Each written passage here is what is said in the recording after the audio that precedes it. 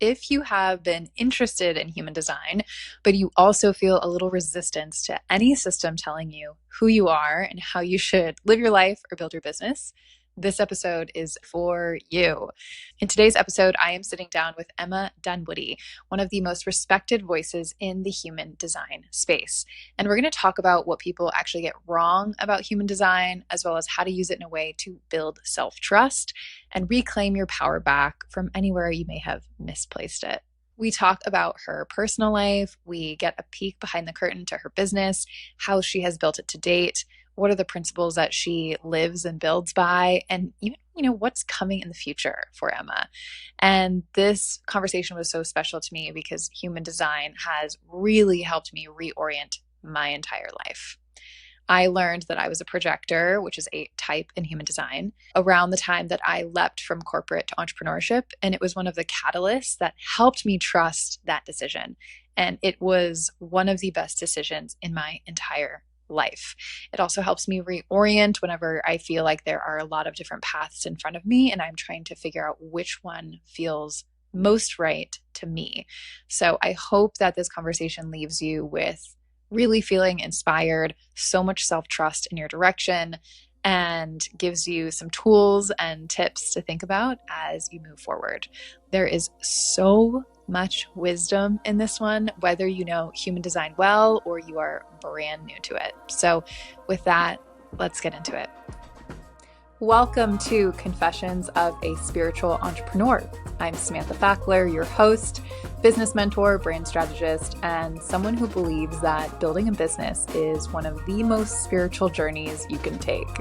I am here to help you grow your business through proven strategies and aligned practices, so ultimately you can make more money while being in a state of ease. Emma, welcome to the show. Thanks for having me, Samantha. I'm excited to talk all things human design with you. I know, and there's so much to cover, but I want to start with when human design came into your life and really shifted something. It wasn't just interesting anymore, it really became useful. What was that moment? Even the way you pose the question is really interesting to me because when I was first introduced to human design, I didn't find it interesting. I didn't like the language because it was really negative. And although it was pretty spot on, I was like, oh God, I don't want to know those things about me. I was very resistant to it. So unlike so many people now, I didn't have a positive experience the first time I came across it. It actually really transformed my life. It feels now when I look back overnight, but at a point in my life where I'd already created so much transformation in my life. I'd healed depression and panic disorder. I had transitioned out of an advertising career, tried a bunch of other things, and then discovered coaching. So I was studying to become a master coach. I already had a coaching business. I was building that.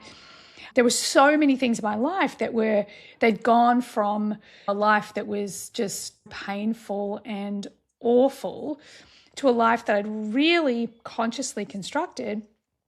And I didn't feel whole. I was still like, how can I still feel like there's something missing, yet I've made all of these changes? So this is where human design kind of turned up the third time. And it came right after a promise to the universe, a declaration. I'm like, dude, you need to help me. Like, you need to tell me what this last piece is. And I'm a line 3. I'm a 3/5 emotional manifesting generator. And like in so many cases, I try things a bunch of times, and it's often not until the third time that I will say, okay, this thing is for me. And sure enough, in this situation, I'd actually said, look, universe, if you can show me exactly what it is that you want me to focus on, then I promise I'll do it. And the way it turned up in my life, it kind of came from all directions. And this is back in 2018 when no one was talking about it. They didn't even know what it was. And in this really short period of time, I kind of kept seeing it pop up or people would ask me about it. And I just Googled human design expert in Australia. The leading expert in Australia, someone who'd studied with the original people that brought human design to the world, lived 10 minutes away from me. 24 hours later, after emailing her, I'm sitting at coffee with her, and this complete stranger is literally languaging everything I feel on the inside, who I am. Like, she knows me better and deeper than anyone I've ever met. I'm like, okay, I really need to pay attention to this thing. And look, at that point, that's when I committed to my experiment. So I just committed to following my strategy, my authority, and just started to play with my design. The results came so thick and fast for me, creating, that hole that I perceived that I had, that missing piece that felt like it disappeared really quickly. That kind of just set me on this journey of literally following my alignment, following my strategy and authority, running my experiment. And before I know it, I was sharing it with all my clients, and I was sharing it on a podcast. And yeah, the rest is history, as they say. Yeah. It's so insane when someone can break down who you are, how you operate, what you're motivated by, just by looking at a chart. And I think what's been interesting for me is I started with astrology and then became more familiar with human design over the last few years. And I think it's exploded. And there are people who are resistant to astrology, but really identify and resonate with human design. Why do Yeah. you think that is? This is a really great question, because I know for me, this is my personal experience. So for many years, I was really, although I've always been spiritual, very into the energetics of the world, astrology never clicked with me. It just didn't, because every person I went to or anything I looked up, it was either so broad and bland, or they would say different things. And I'm a Piscean, and Pisceans can be framed as so wishy-washy. I'm like, I'm so not wishy-washy. Yes, I'm a daydreamer, and yes, I've been spiritually plugged in since I was born, but I didn't resonate. Like, it just wasn't, even when I went to really good astrologers, I can see the links, but for me, I just kind of went, I feel like you're just pulling things out of the air, or it's too bland for me. And then when human design came along, and the thing that I love about human design, and just for a caveat for all the astrology lovers out there, I have come to the party on astrology. But one of the really big things is that human design is very specific. So, where astrology might give me these overviews of my sun sign, my rising sign, my moon, and knowing that these three energies are really important, and it's my internal, external, how I present to the world. Human design's told me exactly what my core talent is. It tells me exactly how my energy runs. It tells me the underlying challenge that is always at the base of everything. It shows me exactly what my superpowers are. So the thing is, for me, human design is so much more specific. So what that means is that whether you're a newbie to human design, or whether you go to a reader, and whether that reader is a new reader or someone who's been studying it for 2 decades, it's going to be really consistent. Like, it's not reliant on the person that is reading the information for you, because it is very specific. The interpretations, they just don't have this huge kind of polarity to them. Mm-hmm. Yeah, and I found that too in what I've kind of absorbed online, and even listening to your podcast and hearing about other projectors. It always feels consistent. And I think that's such a valuable part of human design. And I'm curious, as someone who's really in this world deeply, a leader of it, that's how I think of you. Thank When you. you come in contact with someone who has no idea what human design is, how do you personally explain it to them? Yeah, so again, I love this question because I do this all the time. A lot of my clients, because we actually have a pretty similar audience to you. We talk a lot to entrepreneurs, to specifically visionaries, and a lot of them are coming out of a corporate background, and they'll often say, I just don't think they're ready for this. I'm like, they're ready for it. I do it all the time. I present to cold rooms all the time. And I can almost guarantee, no matter what room or event I'm at, I'll be the speaker that people want to hunt down, because they're like, you told me this tiny amount of information. It was more accurate than I've ever heard before. So the thing for me is, number one, if you're into human design, and let's say you want your partner, your friend, your kids, your cousins, I don't know, them to be into it, at the end of the day, If other people are interested in it, then by all means go down that road with them. But if people are resistant to it, the best way that you can demonstrate, and this isn't just human design, it's anything, is just demonstrate how great it's been for you. Be the role model, be the teacher yourself through your lived experience, because I think that's the thing that those people that may be a little bit more resistant to something like this, once they see the results you get and how you change and how your nervous system calms down and how you start to make money with far less time invested in a business and actually from a place of, just getting paid to be you, then they're going to be like, tell me more. I'm really curious about this thing. And I think often people put things like human design just in this bucket of, it's just woo, it's just spiritual. And that's why I'm always framing it's just an experiment. So why don't you just run the experiment, see what results you get. If life gets better or business gets better, relationships get better, great, keep running with it. If it doesn't, get rid of it. Because again, if we're trying to force people to see what we see, that's going to push people away anyway. And especially if you're yourself being a projector, like this is such important advice for projectors specifically, because that's how their wisdom works. You be the one that people are like, holy crap, like she's amazing. She's doing so well. This is brilliant. Whoa, did you hear what came out of her mouth? That's when people are going to be interested and ask for your wisdom and give you the invitation. So really, you be the role model, you be passionate about it, you get results, and then I can guarantee people will be curious and interested. Yeah, I think that's great to just for everyone to remember. And I think that's something I've had to learn as a business owner is sometimes it's not, hey, do steps 1, 2, 3 in this order, not telling, but really sharing and showing, hey, this is my experience. And I think it goes such a longer way. It's able to connect people more deeply. Human design has grown so much recently. And I'm curious if you're starting to see people overcomplicate it or even misunderstand it. And if so, how? I love this question. God, I love being interviewed by projectors. You guys are so good at questions. So this is such a great question, because one of the things about human design, and it's really interesting because there's one of the big names in human design. In fact, a lot of the big names in human design have taken it, they've relanguaged it, they call things different things. And this is already a really complicated system, but it's a perfect system. Now, as I said in the beginning, I didn't love the negative language. For example, I will often not use the name of the gates. I'm not going to say the gate of crisis. I'm going to say gate 36, because the language itself is influencing the quantum, right? But the gate 36, its heritage is in the hexagram from the I Ching 36. So, I can use the themes and I can use that language. But one of the big challenges, I think, with human design is people are running this, they want their own system and they want their own edge and they want to have their own language around it. And all it's doing is overcomplicating an already highly complicated system. People are jumping onto things like type, and they're going to town on type. It's every single meme. And I think projectors are the ones that unfortunately are the most affected by this. There's all these people creating, saying, if you're a projector, then you are this.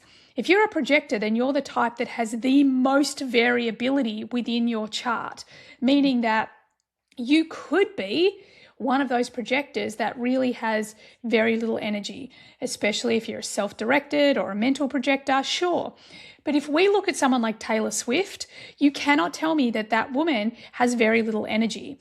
The thing is, she actually is doing the thing she obsesses about all the time. It's giving her energy. It's not work. Her work is actually very minimal. Her obsession is massive. So one of the things that drives me crazy, and the thing that really has always personally driven me crazy, is there's so many people out there in human design world saying, you are this type, or you are this profile, or you are this, so therefore you are this and you are not that. And that is absolutely not true, because we've got more than 2 billion expressions of the chart. There are so many variables, there are so many moving parts, and type gets absolutely, like, everyone gets grouped into these boxes. Like, I'm a manifesting generator. You're a projector. And the truth is we're not meant to be separated. The whole point is that we're designed to work together.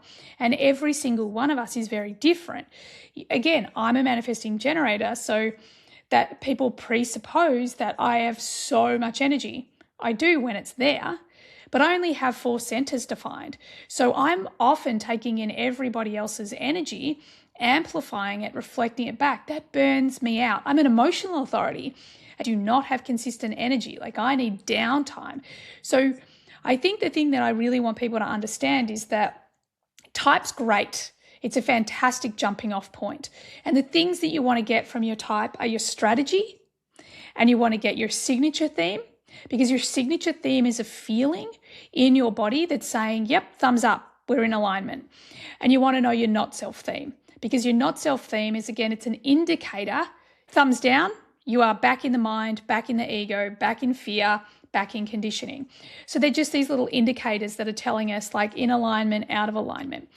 But really, in my opinion, those 3 things are the most important thing from type, because everything else, like the big energy pieces, are going to come from the centers you have defined, and then the nuances of the channels that you have. So again, don't believe everything everyone says. Run the experiment, get the results for yourself, and then decide what's true for you.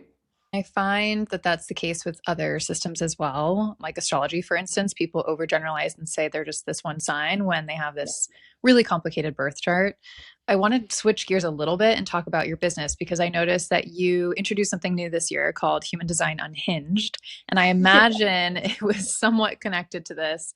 Do you want to share a little bit about what that is? Yeah, sure. So Unhinged was when we first started experimenting with ChatGPT. And I mean, since then, we've built an entire GPT bot. Maggie does everything human design, builds businesses, marketing, strategy, coaches you, the whole bit. This was right back at the beginning. And it was a Sunday morning. And I can't even remember. Oh, I just noticed that there was this option on ChatGPT called Monday. And she was sassy, and she was like a bit rude, and kind of like a very dry humor. And I started having this conversation and showed my friend, who also helps me run my business. And we're just rolling around in laughter because she's completely just roasting us. And we put our human design in, and the same deal. Like, she's just roasting us. It's so funny. And we're like, hey, we should absolutely start this, because for us, I think with human design, people get so serious, and for us, it was something that would be something that would be really fun. It's a light way to get into human design. You're not getting in it with a mind, you're kind of getting into it with a heart. So again, we were just following our strategy and authority, what we had energy for. What, for me personally, being a personal profile, I was like, I love this. I'd really love to do this. And Taylor was all about, she's a transpersonal. She's like, the world needs this. This is fantastic. So it just kind of evolved. Once again, following our strategy and authority. Mm-hmm. Yeah, I was looking through the post today, and there was a projector one, and underneath projectors that said burnout baby one more time. And I lost it, because as a projector, I've hit burnout so many different times, and it's always a rough reroute of my life. Yeah. So I really enjoy it. And that's what we want. We want people just to enjoy it, have fun, get to know yourself through this frame of a little bit of humor and tongue in cheek. Humor is a large part of how I share and how I serve in the world. Mm-hmm. And speaking of, I mean, you're leading a business. I know that you're known for having a small but mighty team. You have a podcast, you have a platform, you came out with a book, Human Design Made Simple. You have so many things. I'm curious, your phase right now in business, where are you? Oh, good question. Well, yeah, I'm the typical manifesting generator. So there are so many different avenues, even to work with me. You can come on a retreat, you can be a part of a community, you can listen to the podcast, you can get Maggie, like so many different ways. And honestly, like where I'm at right now, I'd say the last 3 years of my life personally have been really challenging. I've been faced with a lot of childhood trauma that needed healing. I've been going through a very uncomfortable divorce. I've got 2 kids, and my business, she's just thrived. she's grown, she's evolved. I haven't needed to be overly involved. I did work really hard before I realized I didn't need to when human design came in. So for the last 3 years, we've been slowly growing and really creating solidity in community and in our offers. And honestly, where we are at right now, especially since the release of Maggie, everything in the business is automated. Everything, our marketing, our strategy, everything is me, because again, Maggie helps us do everything in alignment with my design. So we're in this beautiful place where we've created this brand and this authenticity, but we also have all these systems now to support the continued growth because we're definitely in scale now. So really my big focus next year is doing as many in-person events as I can do, because honestly, that's what lights me up, that in-person connection. And next year, I'm really looking at having more fun, just lightening things up and just getting that message out there through just more joy, more automation, and spending time with the people that I love, whether they're my friends or my community. That's beautiful. I know I'm in a similar boat as well of just simplifying, systemizing, automating, and then trying to focus on my life. I think as a projector, like you've been sharing, it's like I need to recharge. And I think I've been called to more creative phase of business where I want to sink a little bit more into creativity and see what's possible there. Yeah, I think that's going to be a really big thing for a lot of people. I've seen this big shift in manifestation. I felt it coming on, I'm going to say 18 months ago, and now I'm hearing it everywhere. In the last week, I've interviewed Gary Zukav, I've interviewed Colette Baron-Reed, like I've interviewed a lot of these big names. And I think there's this real shift where we're moving out of that masculine way of creating. We need to know exactly what we want, and then we need to clear our blocks, and then we need to into this more creative, feminine way of doing things. Where I know for me, because I'm in this phase, especially in my community in HDX, we're closing out not only 2025, but 2025 is, it's a 9-year. So it's been a tough year for everyone. Everything's closing, ending, whatever.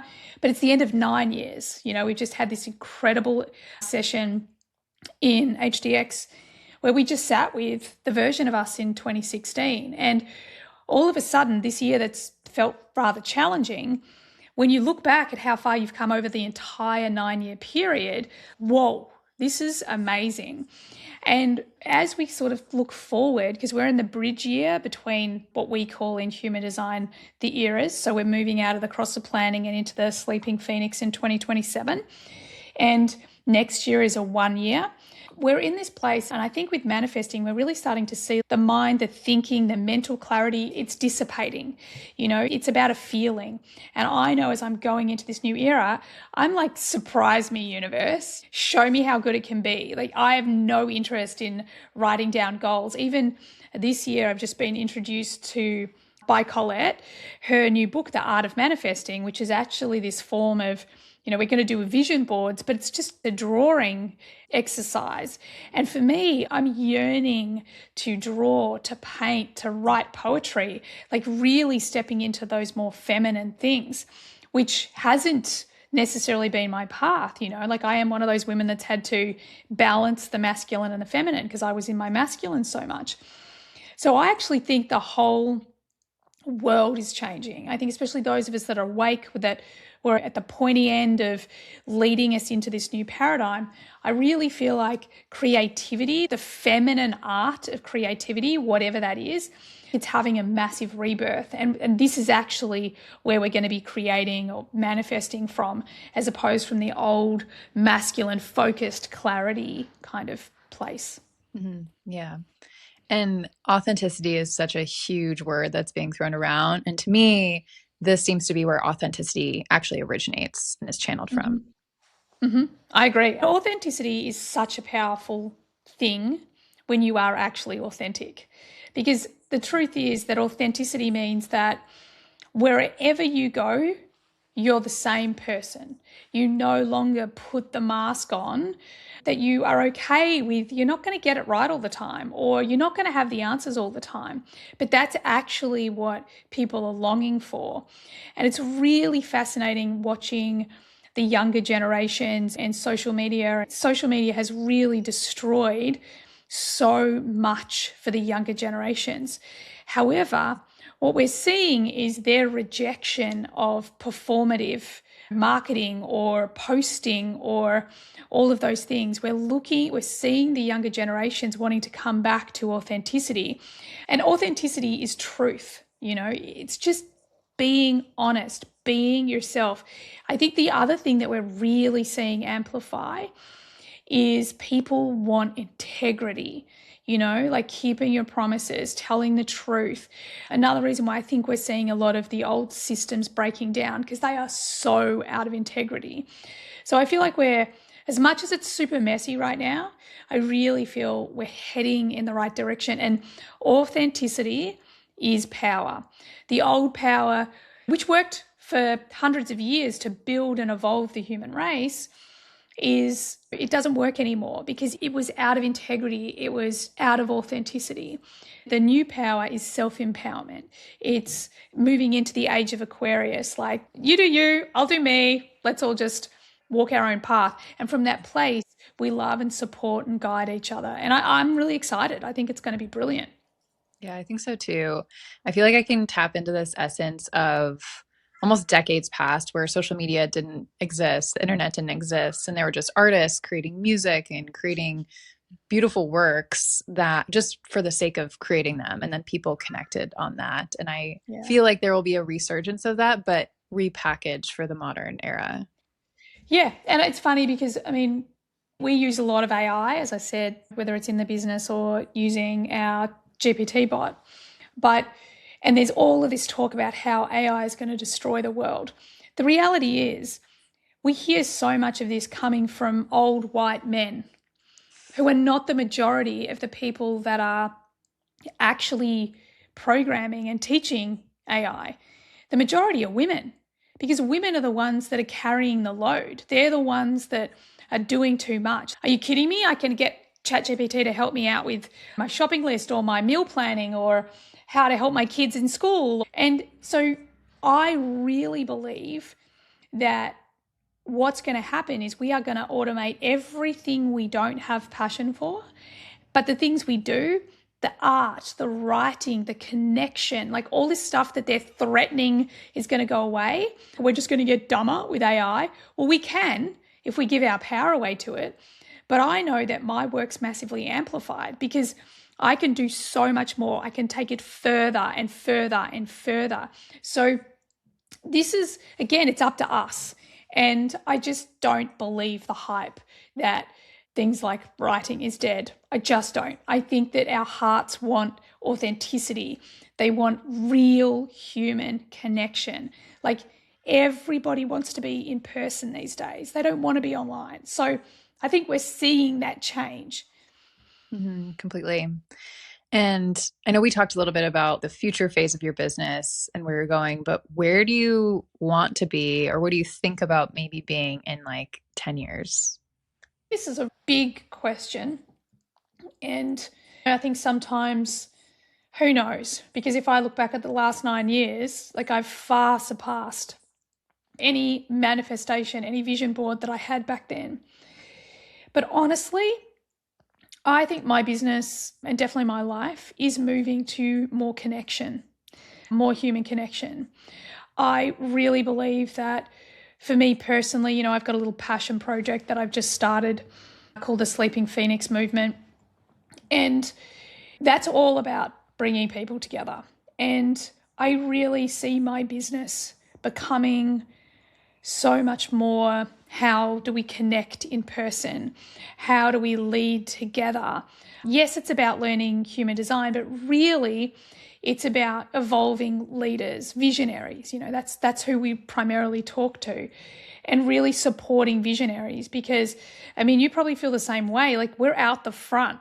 The old way of leading, we would look to a mentor. We would look at those that had gone before us, and that doesn't exist right now. So I really see my business moving into a bigger and bigger community of leaders that tap into each other's skills, talents, visions, leadership. I have a lot of different teachers and leaders that teach in my community. And I remember when I started it years ago, one of the mentors from the school that I trained at, he said, "What are you doing? You're bringing all these people in. You've worked hard to build this audience and they're spending money with someone else." I'm like, I don't know what you're talking about. Like, I want my community to have all the resources in one place. And again, I think that's what the future is. We need to stop competing with each other, thinking that we have to be the one solution. I remember being taught this. You have to be the one solution for your clients. And I call bullshit on that, because we are all unique. We are all completely different. We all need different things. We all heal differently. We all change our neural pathways differently. We all heal trauma differently. So we need so many different people, teachers, leaders to support us the way we need to be supported. That old paradigm of there is one way to do everything is so wrong. So I think that for me, the future looks like real connection, collaboration, like redefining of family. It's not a bloodline, as you know, it can be, but it's actually the people we choose to spend and journey our life with. I think just so much more connection, automation of all of the stuff we don't enjoy, and really learning and leading together. And I think that connects so many threads that we've talked about, even just in this conversation, right? There's 2 billion different outputs of human design. So you are incredibly unique, meaning if you do own and run a business or some sort of platform, that's going to be incredibly unique. Your strategies, your authority is going to be so you. So copying someone's framework, trying to learn everything from one person just does not work anymore. And that connection allows you to learn from different people, to collaborate, but still ultimately carve your own path. Exactly. And there's this crazy thing that everyone believes. Everyone believes that, oh my God, I've got to find my message, my voice. I've got to carve out my USP, my unique selling point. And I keep saying over and over again, you are what people pay for. I could create exactly the same product that you create. They're not paying for our products. That's not what they're paying for. They're paying for you. So the more authentic you can be, the more true to who you are you can be, the better you're going to do, because we don't need information from people anymore. We can get all the information we need from AI, and that's only going to accelerate. And that's what people are saying, well, that's a problem. No, it's not, because humans want humans. I think that that's the thing that we really need to value. You got to value all of you, the messy bits, the great bits, the attractive bits, the ugly bits, the funny bits, the sad bits, because that's really what people want. They want all of you. That's what they're paying for. Yeah, all the bits. All the And bits. and speaking of too, I mean, obviously you have a platform, you're very public, but I'm curious, what's something that would be surprising to people about your day-to-day or personal life? Well, I think there's two things. And it's funny, one other person asked me this question, and when I answered it, she was like, "What? Did not see that coming."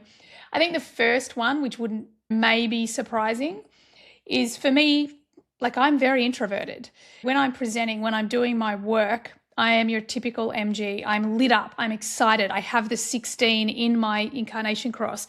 So I'm very enthusiastic, but I'm actually very introverted. I love my own space, quiet time, which again is really shifting. I'm noticing that I'm loving to be around people more than I used to be. So again, this authenticity, really understanding, yes, I come across very extroverted. Yes, I'm very confident, but I'm also shy and I'm also introverted. But I think the fun one, the thing that kind of surprises people, is I'm a total rev head. Like, I love fast cars, and I'm actually, I drive my car, which my 18-year-old has now taken off me, is a fully tuned little Audi A3 that is super quick. You can hear it coming from like kilometers away. And I just love it. Like, I just love driving fast cars. But yeah, I don't think I come across that way. No, not an adrenaline junkie, but that's so funny. And weirdly, I can see it. There's something about your vibe. I don't know if it's like the bangs, jewelry, the colors I'm seeing, but I can see it in the background. I love that you just said that, because of course, because I'm a human design nerd, honestly, I think it's my line 3. Like, I'm so Like my whole heart, honestly, is adventure. I just want to have adventure and fun and meet people and have deep conversations and travel to amazing places and like really, as that poem, and I can't remember who wrote it because all I remember is Robin Williams speaking it in Dead Poet Society, but I just want to chew the marrow of life. That is my line 3. Oh, I love Dead Poet Society too. And every time they stand on the desks, I'm sobbing. Captain, my captain, sobbing. Chills. Yeah. Oh my gosh, I have goosebumps thinking I about gotta it. go watch it again. Well, Emma, to close out today, I ask all my guests this question because it is Confessions of a Spiritual Entrepreneur. But do you have a confession that you'd like to share with our audience? It could be personal, it could be work life, anything goes. I'm such an open book. The thing, and it's funny, it's something I say to my kids, and I really think it's a thing that I want people to understand. Like over my entire journey to this point, for so long, I believed what people in power would say to me. I believed that they were right. And I've spent the last 10 years breaking every rule, saying, the rules don't apply to me. The rules don't apply to me. And that would be really the biggest confession is I do not do what I'm told. I am not obedient.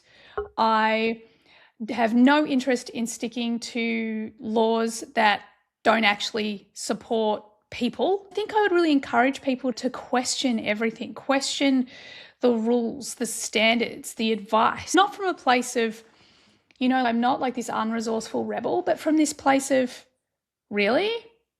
But what happens if I don't? But what happens if I do something else? Because I really want people to break out of who they think they should be. I want people to break out of that old paradigm. All the power and love and beauty that we're looking for, all the wisdom, the guidance, the answers, it's all in you.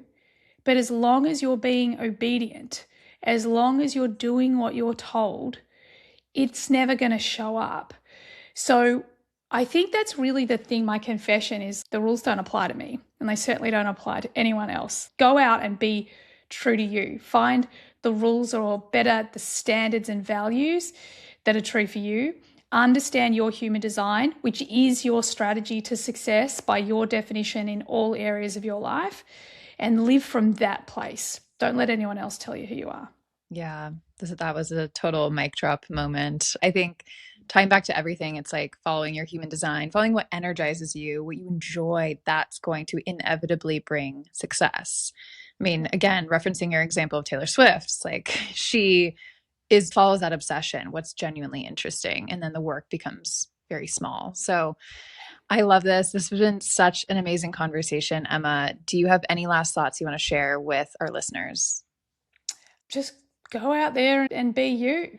There's this incredible power inside of you, and there is a you that so desperately wants to be lived. So just go out and live it. Be you. Be this extraordinary being that you are.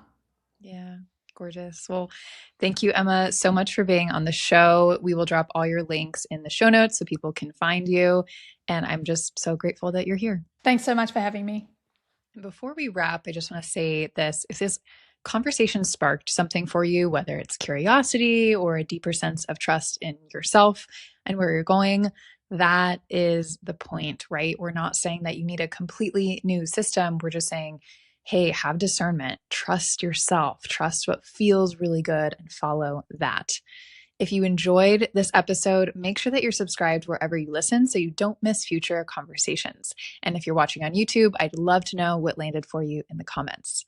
Emma, thank you so much for this conversation and for the honesty you brought into it. And to everyone listening, I will see you next week on Confessions of a Spiritual Entrepreneur. I am your host, Samantha Fackler. We'll chat soon.